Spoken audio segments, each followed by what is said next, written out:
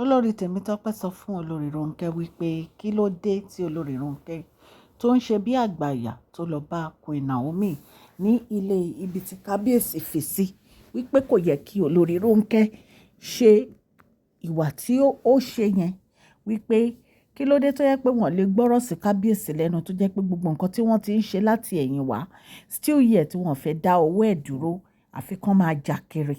Wọ́n ní kí ló dé tí Olori Ronke lọ ń jà láti lọ wọ inú ilé ibi tí kábíyèsí fi Queen Naomi sí wípé ìwà tí Olori Ronke wù yẹn pé ìwà tí ò dáa ni wípé ṣe bí kábíyèsí ló fi Queen Naomi síbẹ̀ nítorí pé wọ́n fẹ́ wàhálà pẹ̀lú àwọn wípé kí wá ló dé tí Olori Ronke lọ sí Èkó tí wọ́n fẹ́ lọ máa bá Queen Naomi jà ní ibi tí kábíyèsí fi wọ́n sí.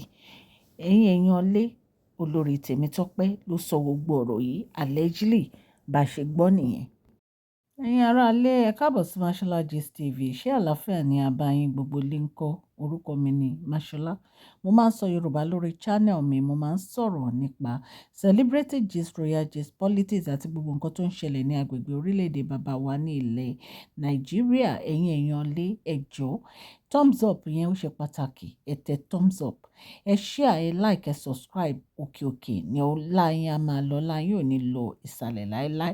A gbé ètò yìí kalẹ̀ nítorí a fẹ́ kí àṣà wa àti ìṣe wa kó parun. Ẹ̀yin èèyàn lé èyí tó lágbára o.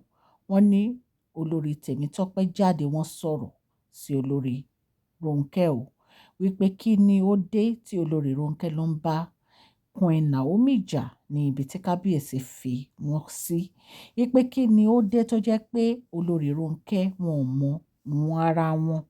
Kí ló dé tí Olori Ronke tí wọ́n gbé ìgbésẹ̀ tí ò yẹ kán gbé nítorí pé wọn ò gbọ́rọ̀ sí kábíyèsí lẹ́nu. Wípé kábíyèsí mọ̀ọ́mọ̀ fi Queen Naomi sí ilé yẹn nítorí pé wọn ò fẹ́ ní any problem pẹ̀lú àwọn ni. Wípé kí wá ló dé tí Olori Ronke fi gbogbo palace sílẹ̀ àti gbogbo nǹkan tó wà nínú palace tí wọ́n gba ibi ilé tí kábíyèsí fi Queen Naomi sí lọ tí wọ́n tún lọ ń jà wípé aláṣejù bàbá àṣetẹ́ ni Olori Ronke allegedly bá ṣe gbọ́ nìyẹn. Ẹ̀yin èèyàn lé ẹ̀yin náà mọ̀ pé àwọn olórí yìí wọn ò fẹ́ rí imú Queen Naomi látùn. Wọn ò fẹ́ rí Queen Naomi rárá nínú pálásì bàbá wa Adéyẹyè Ògúnwùsì Awólẹ́fọ̀rí Aléèdè o kábíyèsí. Wọn ò fẹ́ kí Queen Naomi padà wá sí pálásì kábíyèsí ṣùgbọ́n Ọlọ́run Elédùmarè òun ló ń gbèjà Queen Naomi o. Olori Ronke tún ṣe bàbàrà o. Ṣe ni wọ́n gba ibi tí Queen Naomi wà lọ́wọ́ tí wọ́n lọ ń bá wọn jà pé àwọn fẹ́ wọnú ilé. Wọ́n nígbà tí Olori Ronke débẹ̀ wọ́n ní Princess Diola wọ́n jẹ́ kó wọlé.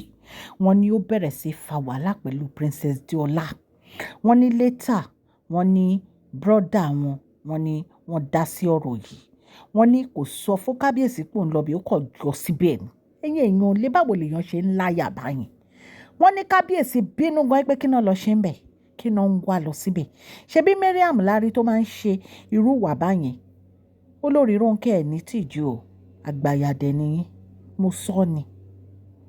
Àgbàyà gidi ni yín. Ẹ lọ ń bá ọmọ inú yín jà sí ọkọ. Ó yẹ kẹ́ ẹ dọwọ́ bojú ni Olori Ronke. Number one, ẹ̀yin lẹ gba ọkọ woman yìí. Kò ń ṣòun ló gba ọkọ yín. Gbogbo nǹkan lẹ fi jẹ̀bi. Gbogbo nǹkan lẹ fi jẹ̀bi. Ẹ jẹ̀bi. Ẹ gba ọkọ woman yìí. Ẹ make sure pé ẹ frustrate woman yìí. Ẹ lé jáde. Kì í ṣojú lásán ni Queen Naomi fi jáde nínú palace. Gbogbo àṣírí yẹn ti ń jáde nísìn sí orí gbogbo wa lọ́wọ́. Gbogbo àṣírí yẹn ti ń jáde bí gbogbo yín ṣe plan tẹ́ ṣògùn tẹ́ lé woman yìí jáde nínú palace. Tẹ́ frustrate life ẹ̀. Ó tún wá fi sí ibi tí kábíyèsí fẹ́ kó wà. Ẹ̀yin tún wá ń sọ pé láyé kò lè dúró síbẹ̀. Irọ́ lẹ pa. Olori Ronke irọ́ lẹ pa. Ilé ọkọ ẹ̀ ló wà. Ẹ lè ṣí nídìí. Kò sí nǹkan tẹ́ ẹ lè ṣe. Ẹ lè ṣí Queen Naomi nídìí níbi tó wà. Ẹ̀yin lẹ máa wá ibi gbà lọ. Nítorí pé Queen Naomi ò jẹ̀bi yín, ẹ̀yin lẹ jẹ̀bi Queen Naomi. Kí ló dé tẹ́ ẹ ní ìtìjú? Kí ló dé tẹ́ ẹ joyè pé ẹ ní ìtìjú ẹyọ kan báyìí? Gbogbo nǹkan téèyàn bá ń ṣe láyé ó yẹ kéèyàn máa níbẹ̀rù Ọlọ́run ni. Ọmọ woman yìí wà ní ìta tí òun. ẹ̀yin gba ilé ẹ gba oko ẹ tún fẹ́ gba ọ̀nà ṣó possible ni kò possible now.